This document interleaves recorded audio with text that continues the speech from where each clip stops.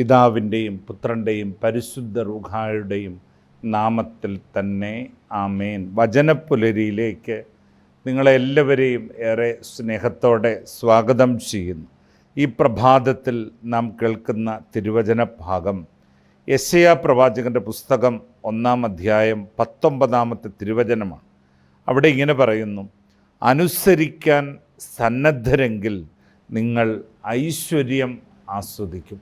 പ്രിയപ്പെട്ടവരെ, ഈ ഭൂമിയിൽ ദൈവം എനിക്ക് നൽകിയ നിയമങ്ങളുണ്ട്, ദൈവം എനിക്ക് നൽകിയ സംവിധാനമുണ്ട്. ഈ രാജ്യം എനിക്ക് നൽകിയ നിയമവും രാജ്യത്തിൻ്റെ സംവിധാനവുമുണ്ട്. ഇതെല്ലാം അനുസരിക്കാൻ ഞാനും നിങ്ങളും ബാധ്യസ്ഥരാണ്.